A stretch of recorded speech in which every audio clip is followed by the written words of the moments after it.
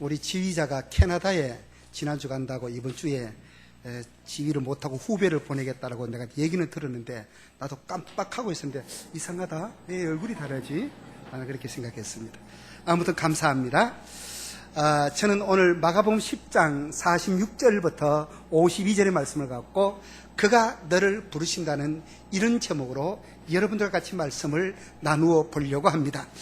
오늘 우리는 이 마가복음 10장을 이제 마감하는 그런 입장에 서 있습니다. 제가 늘 설교를 하면서 이 본문이 마가복음 전체에 어느 위치쯤 와 있는가, 그걸 늘 제가 자주 설교를 할 때 오늘 본문도 어디 위치쯤 와 있는가, 그럼 여러분 머릿속에 마가복음 끝에 위치에 와 있잖아요 라는 이런 지엽적인 문제를 묻는 것이 아니라 이 마가복음 전체의 하나의 큰 스토리 속에 이 본문은 어디쯤 어떤 위치에 있는가, 이걸 아는 것이 대단히 중요한데, 여러분 계속 우리가 마가복음 8장부터 시작해서 9장, 10장에 오기까지 예수님께서는요 두 가지를 말씀하셨습니다. 나는 예루살렘으로 올라간다. 그 이유는 나는 바로 십자가를 지러 예루살렘에 올라가신다라고 예수님은 자기 이야기를 가이사라 빌립보 지역에서 제자들에게 주는 그리스도시요 살아계신 하나님의 아들이라는 얘기를 듣고 난 후에 그때부터 주님은 나 십자가 지러 올라간다라고 이야기를 합니다. 그러면서 그 발생되는 내용들 중에 많은 이야기들이 있었던 것을 우리가 볼 수 있는데요. 특별히 예수님께서는 이 제자들을 이끌어가면서 이제 제자들 속에 높아지고자 하는 마음, 대접받고자 하는 마음, 남들보다 더 뛰어나고 싶어하는 마음, 이런 세속적인 마음들을 주님은 다 끄집어내고 하나님 나라의 윤리를 갖고 주님은 이야기했었습니다. 너희 중에 누구든지 대접을 받고자 하는 사람은 다른 사람을 대접하고, 너희 중에 누구든지 남보다 앞에 가기를 원하는 사람은 다른 사람을 앞장 세우라는 식으로 계속해서 주님은 하나님 나라에 도래할 때 새로운 윤리 질서를 성경은 마가복음을 통해서 계속해서 말씀하고 있는 것을 우리가 보았습니다. 오늘 우리는요 예수님께서 이제 여리고라는 예루살렘으로 올라가시면서 여리고라는 지역으로 주님께서 갔었습니다. 이 여리고로 가시면서 오늘 본문에 보면은 어떤 한 사람을 만나는데, 그 사람을 성경은 맹인에다가 거지에다가 그 이름을 바디메오라라고 그렇게 표현을 하고 있습니다. 여러분, 우리가 보지 못하는 맹인이고 이 사람을 단순히 어떤 아픈 자가 고쳐졌다라는 치유 자체의 목적이 있지 않습니다. 이 사건을 통해서 현대를 살아가는, 특별히 그리스도를 쫓아간다고 자처하는 우리들에게 이 시대에 어떤 메시지를 지금 주고 싶은가, 이것을 오늘 우리는 이 전체적인 위치에서 한번 살펴보기를 원합니다. 그런 의미에서 46절을 보면은 그들이 여리고에 이르렀더니, 여러분 여기서도 우리가요 여리고라는 동네 이름을 그냥 써 놓았는 것이 아니라, 여기에 여러분 우리가 팔레스틴이라는 지역을 보면은 특별히 돌들이 많아요. 베들레헴 같은 데 가면은 온통 돌천지입니다. 돌들로 전부 집을 이렇게 지어놨는데 돌들이 많고, 두 번째는요 광야고, 또 먼지가 많고 이런 곳인데, 그래서 팔레스틴 지역 하면은 옥토가 별로 없는 주로 박토로 구성되어 있는 이런 지역인데, 여리고만큼은 굉장히 바다보다도 더 낮은 위치에 있는데, 거기에는 나무들이 많고 큰 나무들이 많고 비옥한 땅으로 되어 있고, 이런 곳이 바로 여리고라는 동네입니다. 그래서 여리고는요 여기 특별히 보면은 향기 나는 마을이다. 또 장미꽃이 여리고에는 많이 있어요. 그래서 장미의 마을이라는 아름다운 이름이 붙여진 곳이 바로 여리고인데, 이 여리고에 보면은 여기에 이제 굉장히 땅이 좋고 비옥하면은 어떤 사람들이 많이 살아요? 부자들이 많이 사는 이런 지역이었습니다. 그래서 여러분, 이 사람들이 좋아하는 선망의 도시가 바로 여리고였습니다. 지금 예루살렘을 가시기 위해서는 이 마을을 주님이 지나가셔야 되는데, 이 마을을 지나가시는데 보니까 46절에 그들이 여리고에 이르렀더니 예수께서 제자들과 허다한 무리와 함께 여리고로 나가실 때에 바로 오늘의 실제적인 주인공이 디메오의 아들인 소경 거지 바디메오가 길가에 앉았다가 그랬습니다. 오늘 우리는 이 바디메오라는 인물에 대해서 한번 잠시 생각하고 지나가야 될 것 같습니다. 여러분, 이 디메오의 아들 바디메오 할 때, 여러분, 바디메오 할 때 바라는 말은요, 히브리 말로 아들이라는 뜻입니다. 아들. 그러면 바디메오 하면 디메오의 아들, 이런 뜻이 바로 바디메오입니다. 그러니까 이 바디메오가 앞을 보지 못하는데, 당시 앞을 보지 못한다는 것은 단순하게 불행한 것이 아니라 남의 손에 의해서 먹고 살아가는 사람, 정말 이런 불쌍한 운명을 가지고 태어난 사람이 바로 바디메오입니다. 자기가 어떤 일을 하고 자기가 벌어서 생활하지 못하는, 철저하게 다른 사람에 의해서, 다른 사람의 손에 의해서 살아가야 되는 그런 불쌍한 운명을 가지고 태어난 사람이 누구라고요? 바디메오입니다. 이 바디메오가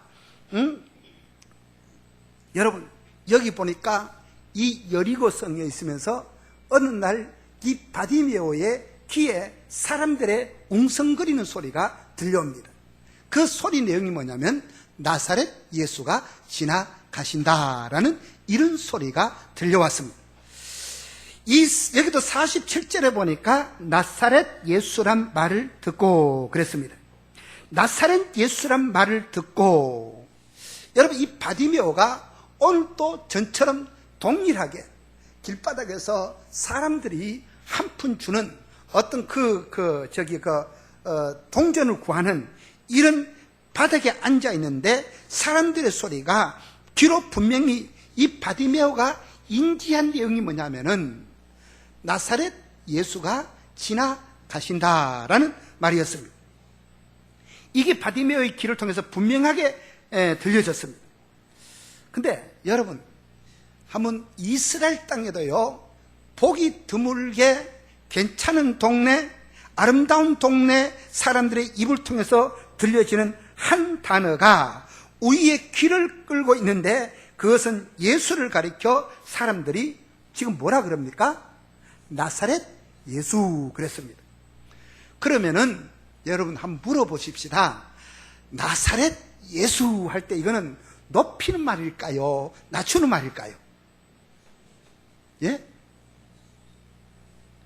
이사야에서 보면 물론 나사렛 사람이란 성경을 응하게 했다라는 그 말이 있습니다만은, 나사렛 예수 할 때는요, 그 요한복음 1장 46절에 보면은요, 그 나다나엘이 나사렛 예수가 빌립이 전도를 할 때 나다나엘이 했던 말이 있어요. 나사렛에서 무슨 선한 것이 나겠느냐 그랬어요.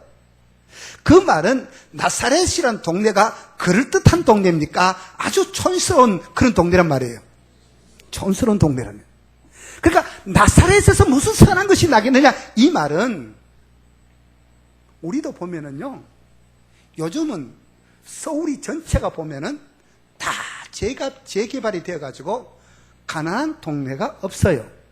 오히려 저 시내 한복판에 보면은 옛날 60년대 낡아있던 건물, 그런 곳이 오히려 가난한 동네지, 변두리 쪽에도 보면은 아파트를 지어가지고 다 부유하게 사람들이 새롭게 유입이 되면서 가난한 동네가 없어졌습니다.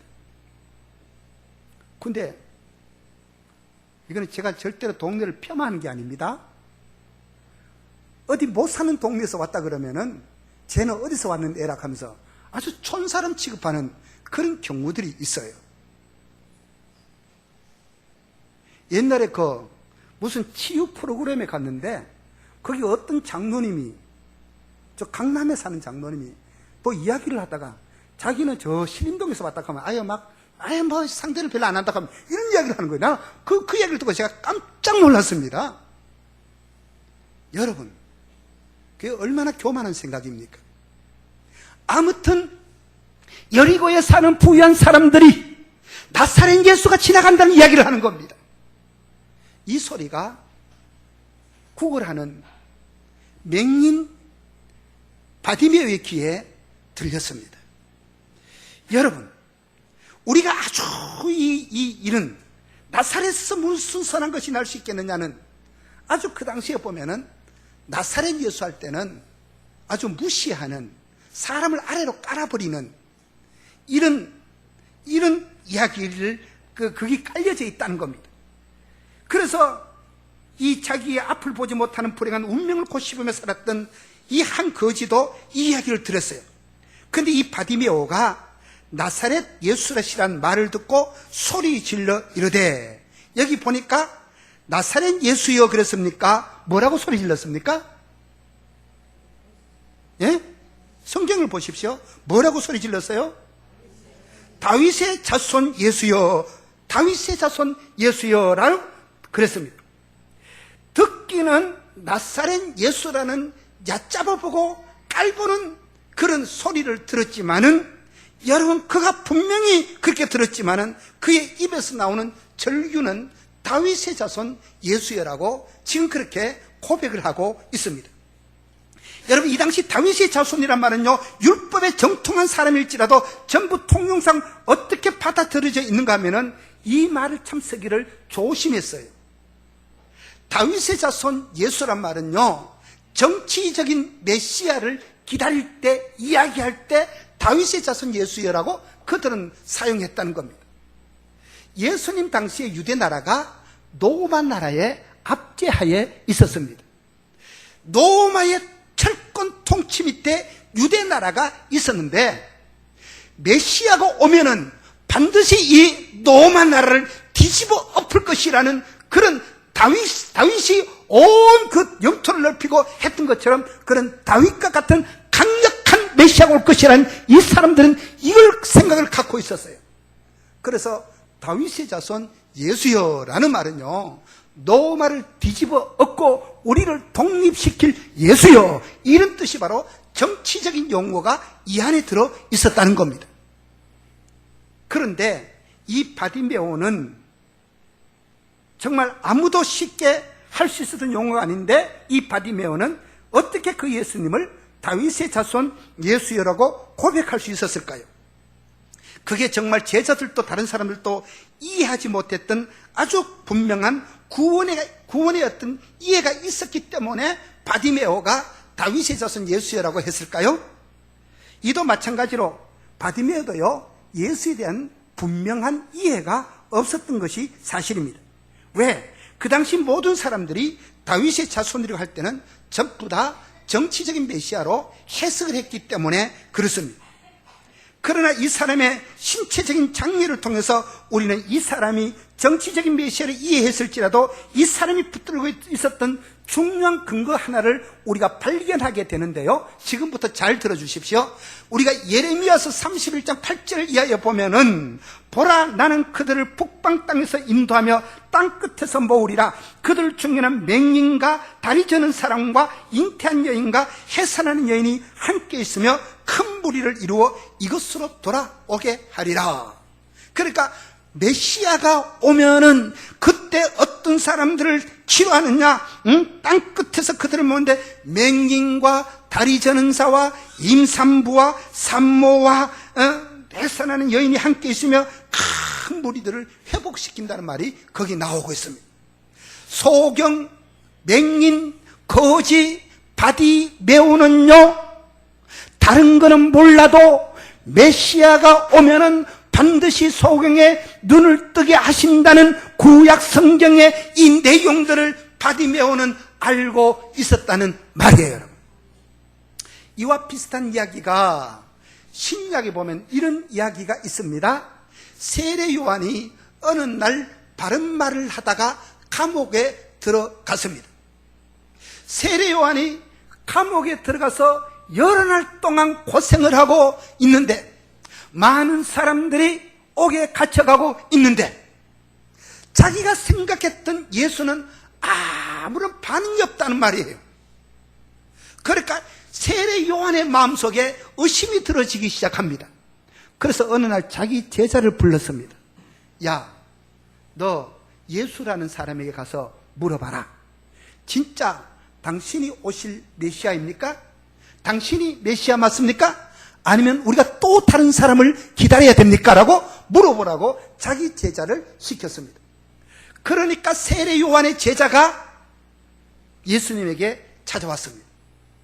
우리 선생님이 보내어서 우리가 왔는데요, 우리 선생님이 물어보기를 당신이 진짜 메시아입니까? 우리가 또 다른 사람을 기다려야 됩니까? 라고 세례 요한의 제자들이 예수님이 와서 질문을 던졌습니다. 그러니까 예수님께서 뭐라고 대답을 했었습니까? 마태복음 11장 5절에 보면 맹인이 보며 못 걷는 사람이 걸으며 나방 환자가 깨끗함을 받으며 못 듣는 자가 들으며 죽은 자가 살아나며 가난한 자에게 복음이 전파된다 하라 그랬습니다. 예수님께서는 내가 메시아다라는 말을 직접적으로 하지 아니하고 맹인이 보고 앉은 맹이가 걸었고 나병 환자가 깨끗함을 받고 못 듣는 자가 듣고 죽은 자가 살아나고 가난한 자에게 복음이 전파된다 하라, 이 이야기를 전해주라고 이야기하는 겁니다. 이게 뭐예요? 이게 전부 다 누가 한 일이라는 겁니까? 메시아만이 할 수 있는 일이라는 것을 예수님께서는 우회적으로 세례 요한의 제자에게 너희 스승에 가서 이렇게 이야기하라고 이야기했습니다. 이 말을 뒤집어서 이야기하면은 내가 바로 뭐라고요? 메시아다, 이 말입니다. 지금 메시아가 왔다는 이 이야기를 거꾸로 지금 하고 있는 겁니다. 맹인이 보고 바로 여리고의 길가에 앉아있던 거의 한평생을 불행한 인생으로 살아가던 이 눈먼 자에게도 그 희미한 구약에 가르쳐 내려온 그에게는 지식이, 들었던 풍월 지식이 있었습니다. 메시아가 오면 분명히 앞을 보지 못하는 자들이 눈을 떠보게 되고 이런 분명한 가르침과 교훈이 있는데, 저가 정말 메시아라면 어쩌면 내 눈도 뜨게 하실 수 있을 것이라는 이 생각이 디메의 아들 바디메의 마음속에 있었습니다. 그래서 그는 완전한 믿음이 아닌 아주 신락 같은 믿음, 정말 지푸라기라도 잡는 그런 심정을 갖고 그는 어떻게 외쳤습니까? 그는 절규하고 있습니다. 다윗의 자손 예수여 라고 이야기합니다. 그러면서 나를 불쌍히 여기소서라고 이야기합니다. 여러분, 여기서 우리는 한 인생 속에 구원이 이루어지는 첫 번째 중요한 단서를 만나게 되는데, 그게 뭐냐 하면 바로 그게 자기에 대한 자기 인식이라는 사실입니다. 이 바디메오에게 이루어졌던 중요한 것은요, 내가 누구냐 하는 문제입니다. 적어도 이 바디메오에게 이루어졌던 중요한 문제, 내가 누구냐는 문제. 여기 성경은 그가 앞 못 보는 맹인이라 그랬습니다. 그가 거지라고 그랬습니다. 그는 가난했습니다. 이 두 단어가 놓고 볼 때는 그는 인간적으로는 절대적으로 무능력자였습니다. 그리고 그는 자기의 어쩔 수 없는 타고난 무능력과 슬픈 운명을 알고 그는 정치적 메시아로 불려졌던 그 당시 사람들의 통념의 단어인 다윗의 자손이라는 이 단어, 그것이 무슨 자기에게는 정치적인 단어든 무슨 단어든 상관없이 이 바디메의 입술 속에는 다윗의 자손 예수여라고 그는 부르짖기 시작합니다. 중요한 것은 메시아가 오면은 앞 못 보는 자기가 분명히 회복될 것이라는 것을 이 바디메오는 알고 있었다는 말입니다.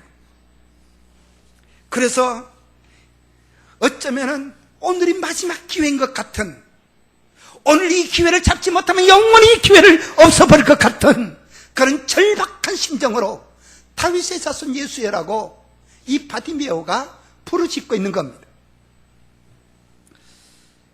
여러분, 나는 눈을 보지 못하는 자라는 고백, 그리고 나는 구원을 받아야 하는 존재라는 사실을 그런 여기서 고백을 하고 있습니다. 구원은요, 가장 첫 번째 단계가 뭐냐? 자기를 아는 겁니다. 자기를 인식할 줄 아는 겁니다. 내가 죄인인 줄 모르는 사람은요, 절대로 예수를 영접할 수 없어요. 우리가 성경에 보면은 자기를 몰랐다가 자기를 늦게 안 사람이 있습니다. 우리가 사울이라는 바울 이 청년을 한번 보십시오. 바울은요, 태어날 때부터 베냐민 지파로 태어났습니다. 난지 8일 만에 할례를 받았습니다. 길리기아 다소 출신입니다. 그는 태어날 때부터 로마 시민권을 가졌습니다. 가말리엘 문화에서 율법을 정통으로 공부했던 사람입니다. 하나님을 향하여는 열심히 특심이었던 사람이었습니다. 그래서 예수를 믿는 사람들을 찾기 위해서 저 이스라엘의 북쪽 끝인 다마스커스, 시리아, 요즘으로 말하는 시리아 다메섹이라는 그 도상에 그 예수 믿는 사람들을 결박하러 거기까지 갔습니다. 예수 믿는 사람들을 결박해서 옥에 가두며 그런 일을 했는데 어느 날 그의 앞에 부활하신 그리스도가 나타났습니다. 그의 눈에 정오의 빛보다도 더 강력한 광선이 그의 눈을 비췄습니다. 바울은 앞을 보지 못했습니다. 식음을 전폐하며 기도했습니다. 사울아 사울아 네가 왜 나를 핍박하느냐? 주여 이시오니까 나는 네가 핍박하는 예수다. 그때부터 바울이 금식을 하고 난 후에 눈에서 비늘 같은 것이 떨어진 겁니다. 그때 영간의 눈이 열려지기 시작합니다. 보기 시작합니다. 자기를 인식하기 시작합니다. 바울이 전에는요, 나는 모든 성도들 중에 지극히 작은 자라고 이야기했습니다. 나는 모든 제자들보다 지극히 작은 자라고 이야기합니다. 마지막 세 번째는요, 디모데후서에 보면 나는 죄인 중에 개수라고 이야기합니다. 철저한 자기 인식이 되니까 자꾸 낮아지는, 그리스도의 은혜가 커지니까 자기는 더 낮아지는 이런 모습들을 성경에서 보는 겁니다. 구원은요, 자기를 인식하는 가운데서 구원이 이루어지는 겁니다. 오늘 이 소경 바디모에게 하나님의 구원과 자비가 임하게 되었던 첫 번째는 바로 자기가 자기를 보았다는 사실입니다. 자기가 보지 못한다는 사실을 고백할 수 있었습니다. 정말 다윗의 자손 예수시여 나를 불쌍히 여기소서, 이 말은요, 하나님의 자비와 긍휼과 용서가 있어야 나는 보게 될 것이라는 이 고백이 이 안에 들어있습니다. 두 번째로 48절을 한번 보십시오. 그렇게 절규하는 부르짖는 한 불행한 인생에 대해서 48절 같이 읽을까요? 시작. 많은 사람이 꾸짖어 잠잠하되 다윗의 자손 예수여 나를 불쌍히 여기소서 하는지라. 여러분 어떻습니까? 여러분 이것이 내 인생의 마지막 지나가는 기회일지 모른다는 절규를 가지고 그는 온 힘을 다하여 부르짖지만은 여기에 장애가 생겼습니다. 여기 장애라는 것은 어떤 장애입니까? 무슨 철조망을 쳐놔놓고 못 오게 만드는 그런 장애가 아니었습니다. 무슨 깊은 웅덩이를 파가지고 못 건너게 하는 그런 장애가 아니었습니다. 여기 무슨 높은 담을 사놓은 그런 장애도 아니었습니다.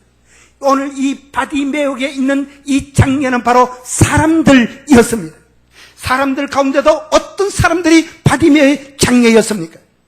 예수님을 따르는 소그룹의 12제자와 예수를 따르겠다고 좋아하는 많은 사람들이 바로 오늘 바디메오의 장애물이 그들이었습니다. 지금 바디메오는 온 전력을 다하여 다윗의 자손 예수라고 부르짖습니다. 그때 사람들은 바디메오를 막 끼고 누르는 겁니다. 조용하라, 잠잠하라. 이분은 지금 예루살렘에 올라가서 정권을 되찾아 올라가는 분이다. 어디 너 같은 거지가 맹인이 부르느냐, 가만히 있으라고 이야기합니다. 여러분, 이들이 누구였습니까? 이 사람들이요, 이 일을 여러분 오늘 우리도 할 수가 있다는 사실입니다. 사람들이 영혼의 갈증을 가지고 어쩌면 내가 저 교회에 가면은 내가 영혼의 갈증이 풀릴지도 모르겠다라고 어떤 사람은 어렵게 힘들게 교회에 나오는 사람이 있습니다. 그런데 우리는 저 사람의 과거를 알고 있다, 저 사람 나쁜 사람, 저 사람은 좋지 않는 사람, 이런 선입관을 갖고 어떤 사람을 대가지고 그를 더 실망시켜버리는 경우도 있다는 사실입니다. 진리의 문제를 갖고 자기가 정말 살아야겠다는 아픔을 갖고 교회를 찾아왔는데, 교인들은 자기들끼리만 교제하고 자기들이 아는 언어, 자기들이 말하는 어떤 그런 높은 보이지 않는 담을 사가지고 그 가운데 들어올 수 없도록 만들어서 나고 시켜버리는 경우들이 얼마든지 있을 수 있다는 겁니다. 이 무리들이 누구였습니까? 예수를 따르는 제자들이었고, 예수와 함께 길을 쫓는다는 무리들 속에 이런 일들이 일어났다는 겁니다. 정말 여러분, 오늘도요, 교회 밖에 어쩌면 아니 이 안에서도 피눈물을 흘리며 인생의 목적도 없이 흔들거리며 뭔가 진리에 대한 목마름 때문에 갈증하며 고뇌하며 신음하는 그런 마음으로 이 자리에 앉아있는 분들 있습니까, 여러분? 생명이신 그리스도 예수를 향해 접근하러 갈 때, 그때 우리끼리 익숙한, 우리끼리 뭔가 어떤 것들, 어떤 담을 쳐놔놓고 다른 사람들이 못 오도록 우리가 막고 있지는 않는지 우리 스스로 우리를 한번 자기 인식을 해볼 필요가 있다는 말입니다. 보이지 않는 담들이 있다면 그런 담들을 허물어야 되는 겁니다. 우리는 교회를 오래 다녔다는 그런 기득권을 앞세우면 그것도 높은 담이 될 수가 있습니다. 사랑하는 성도 여러분, 보십시오. 그런 장례가 있음에도 불구하고 이 소경 받으면 더욱 소리 질러 가로되 그랬습니다. 여러분, 이 자리에 와 있는 여러분들이 저는 기독교를 다 이해하고 있다고 저는 생각하지 않습니다. 내가 어디를 가야 하는지 몰라 방황하는 그런 수도 있겠고요, 한 번 기도한다고 그 문제가 해결되는 것도 아닙니다. 한 번 설교를 듣는다고 인생의 모든 문제가 거기서 다 풀려지는 것도 아닙니다. 성경은 뭐라고 말씀합니까? 두드리라 찾으라, 그러면 두드리라 열릴 것이요, 찾으라 찾을 것이요, 이 계속 반복을 요구하고 있는 겁니다. 기도도 하고 또 하고 하다 보면 진리 문이 열릴 때가 있다는 사실입니다. 여러분, 어느 날 다메섹 언덕에서 바울이 눈을 열어 진리를 보게 하시고 부활의 주님을 만나던 그 예수께서 오늘 목말라 찾아온 이 자리에 여러분, 우리 황금종 교회의 가슴 한복판에 정말 우리의 가슴에 벼락이 치고 번개가 쳐지는 그런 열려지는 현상들이 일어나기를 주님의 이름으로 축원합니다. 제가 이 설교를 금요일날 오전부터 준비를 하면서 그런 생각을 했어요. 목사의 가장 가치가 뭔가, 이 생각을 해봤습니다. 목사의 가장 가치는 성도들이 하나님을 발견할 수 있도록 해주는 것이 목사의 가장 가치고, 설교의 가장 근본의 가치는 뭐냐? 모든 성도들이 예수 그리스도의 십자가 피에 가슴이 젖도록 만드는 것이 설교자의 최고의 가치라는 것을 내 스스로 다시 한 번 더 생각을 해보고 기도를 했습니다. 여러분, 우리가요, 그냥 그래, 예수님은 내 죄를 위해서 죽으셨지, 그분을 믿으면 구원을 얻지, 나는 이제 천국 티켓 받아놔서 죽어도 천당 갈 자신이 있어, 이렇게만 생각하고 아무런 감각이 없다면요, 어쩌면 우리는 죽어져 있는 심령입니다. 내 안에 내가 누군가. 지난 금요일 저녁에 한나 회원들이 찬송을 하는데, 하늘을 두루마리 삼고 바다를 먹물 삼아 기록해도 다 기록할 수 없는 하나님의 사랑이라는 그 찬양이요, 그날 뭐 한 4분인가 5분인가 나와서 저녁에 찬양을 하는데 얼마나 우리가 그 찬양을 많이 불렀습니까? 그런데 그날째는 그 찬양은 그 가사가 내 안에 또 가슴에 멍이 터들듯이 콕 때리는데, 그래, 맞아. 하나님의 사랑은 하늘을 두루마리 삼고 바다를 먹물 삼아도 다 기록할 수 없지라는 것이 이 아래에서 오는 것을 제가 느꼈습니다. 사랑하는 성도 여러분, 예수님께서는요, 뭐라 그랬습니까? 이렇게 목말라 하고 이렇게 주님을 찾는 이들을 향하여 예수님께서는 49절을 보십시오. 예수께서 머물러 서서 그를 부르라 하시니 그랬습니다. 위대한 역사를 위해서 예루살렘으로 향하여 행하시던 예수님의 걸음을 멈추게 한 그 절규, 오늘 그 절규가 여러분의 가슴 한복판에 일어나기를 축복합니다. 여러분, 주님께서 이 길을 떠나시며 우리에게 눈이 뭐라 그랬습니까? 인자가 온 것은 섬김을 받으려 함이 아니라 도리어 섬기려 하고 자기 목숨을 많은 사람의 대속물로 내어주려 함이라고, 그렇게 자신이 오셨다라고 그렇게 말씀을 하고 있습니다. 이렇게 말씀하신 예수께서 만약에 이 불행한 인생의 절규를 외면하고 예루살렘으로 들어가셨다면 얼마나 이것도 자기 모순이겠습니까? 제자들은 무엇입니까? 주님은 이렇게 몸소 우리에게 말씀하고 있는 겁니다. 아무리 교회가 위대한 일을 꿈꾸고 있다고 할지라도 한 영혼에 대해서, 가치에 대해서 무관심한다면 전부 다 무의미하다는 사실입니다. 여러분, 이게 바로 오늘 한 영혼에 대한, 보잘것없는 영혼에 대한, 모른 척하고 지나가도 될 영혼에 대한 그 무관심하지 않는 것, 이게 바로 교회의 가치라는 겁니다. 오늘 주님은 예루살렘을 가시는 그 길을 중간에 서섰습니다. 절규하던 난 인생을 부르십니다. 오늘 주께서 얼마나 너른 가슴으로 그를 부르고 있습니까? 마태복음 11장에 보면 수고하고 무거운 짐진 자들아 다 내게로 오라, 내가 너희를 쉬게 하리라. 내 짐은 쉽고 가벼우니 와서 내게 배우라고 말씀하는데, 오늘 여기 위대한 주님의 초대 앞에 여러분들이 겸손히 불쌍히 여김을 받아서, 우리가 그런 내가 불쌍히 여김을 받아야 될 존재임을 기억하고 다윗의 자손 예수여 나를 불쌍히 여기소서라는 이 고백들이 우리 안에 있어져야 되는데, 50절을 한번 보십시오. 50절에 보니까 주님이 저를 부르시니 맹인이 무슨 옷을 내버리고요? 겉옷을 내버리고 뛰어 일어나 예수께 나오거늘 그랬습니다. 여기 겉옷을 내버렸다 그랬습니다. 여러분, 이 겉옷은 어떤 옷이었을까요? 날마다 사람들의 어떤 동정을 구하기 위해서 펼쳐져 있던 옷이 바로 겉옷이었습니다. 저녁이 되면 팔레스틴 지방은 급속하게 기온이 떨어집니다. 어깨 너머로 찬 기온이 넘어올 때 이걸 덮어야 할 이불 역할을 했던 옷이 바로 겉옷입니다. 이 겉옷이란 것은 어쩌면 이 사람에게는요, 일평생 같이 했던 옷이 바로 겉옷입니다. 그런데 오늘 거룩한 주님의 부르심 앞에 이 사람은요, 이 겉옷을 버리고 주님 앞에 나오는 겁니다. 사랑하는 성도 여러분, 우리가 신앙생활을 하는데 거추장스럽게 우리를 붙들고 있는 겉옷이 어떤 것들이 있습니까? 여러분, 오늘 우리가 주님 앞에 가는데 방해되는 어떤, 우리를 가로막고 있는 어떤 겉옷이 있습니까? 여러분, 우리가 신앙생활하는데, 우리가 주님 앞에 나가는데, 우리가 주님 앞에 나가는데 방해되는 어떤 요소들, 어떤 그 무엇은, 그것은 바로 겉옷이라는 겁니다. 그걸 벌써 던져버리라고 성경 말씀하고 있습니다. 여러분,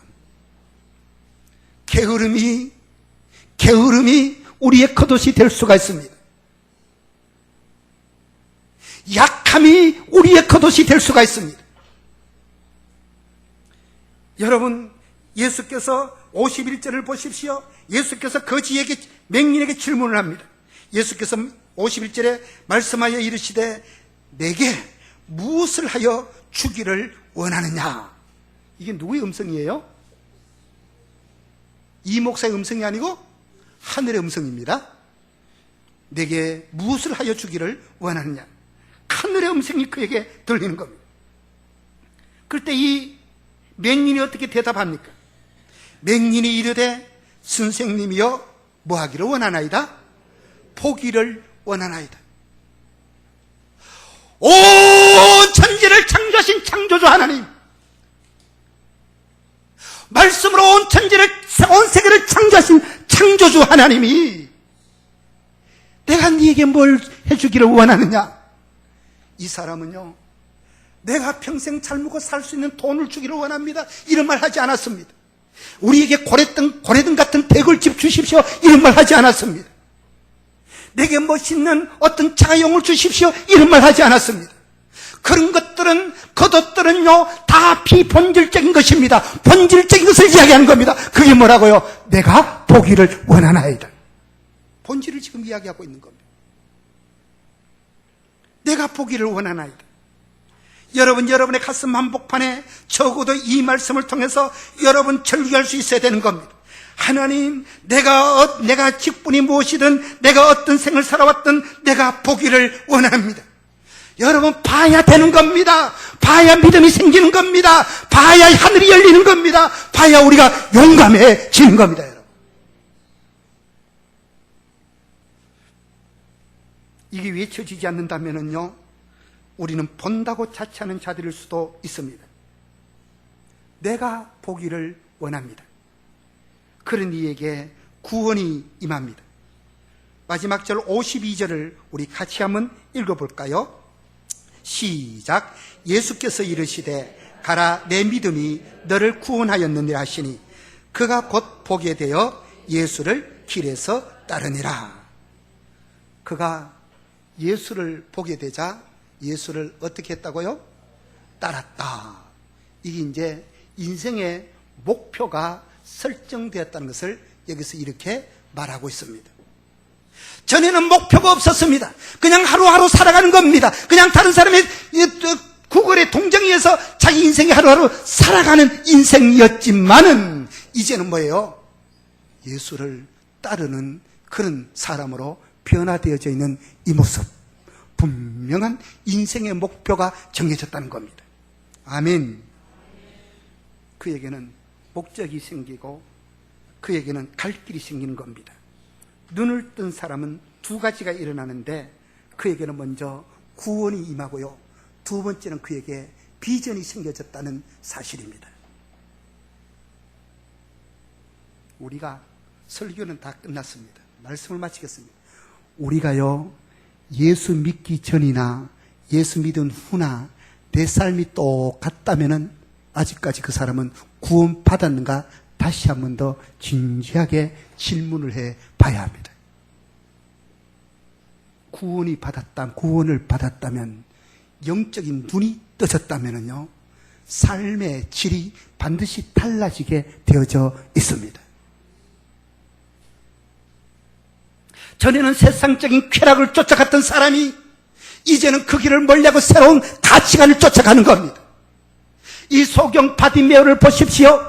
그는 전에는 그냥 하루하루 연명하는 그런 삶이었지만은 이제는 그 사람이요, 변화되어서 주님을 바라봅니다. 구원을 받았습니다. 그리고 주님을 따르는 자가 되었습니다. 모델이 예수 그리스도입니다. 따라가는 자가 되어지는 겁니다. 예수를 따르니라. 사랑하는 황금종교의 성도 여러분, 오늘 다시 한번 이 아침 이에 우리는 습관적인 신앙생활, 어쩌면 그게 누더기 옷이 될 수도 있습니다. 다시 한 번 더 과감하게 벗어버리고 우리의 가슴 한복판에 영안의 눈이 열려지고 주님을 따라가고 주님 때문에 기뻐하고 주님 때문에 즐거워하고 주님 때문에 좋아하는, 세상이 아무리 우리를 힘들게 할지라도, 세상이 아무리 우리를 고통스럽게 할지라도 정말 날 위해 아들을 이 땅에 보내어 십자가에 죽게 하신 하나님의 그 놀라운 사랑, 그 사랑을 우리 가슴에 품고 믿음으로 오늘도 내일도 날마다 거룩한 도성을 향하여 나아가는 우리 모든 성도들 되어주시기를 주님의 이름으로 축원합니다. 기도드리겠습니다. 하나님 아버지, 감사합니다. 오늘 여리고 사람 디메의 아들 바디메오, 주님이 그가 너를 부르신다는 이 한마디에 온 몸에 전율이 일어나고 온 세상이 뒤바뀌고 한 인생의 아버지 일생이 바뀌어지는, 구원이 임하고 비전이 임하는 이런 모습을 봅니다. 하나님 아버지, 우리도 어쩌면은 바울이 변하기 전 사울처럼 본다고 생각하고 보지 못한 자가 아닌지 다시 한 번 더 우리를 주께서 세워주시고, 보지 못하고 있는 우리라면 우리의 가슴 속에 성령의 번개불이 일어나게 하여 주시옵소서. 영안의 눈들이 열려지게 하여 주시옵소서. 세속적인 우리의 가치들이 하늘나라, 하나님 나라의 윤리로 바뀌어져 가게 하여 주시옵소서. 주님 바라보고 주님 의지하고 스럽게 눈이 뜨여지고 사명을 만나는 복된 은혜들이 우리에게 있게 하여 주시옵소서. 예수님 이름으로 기도하옵나이다. 아멘.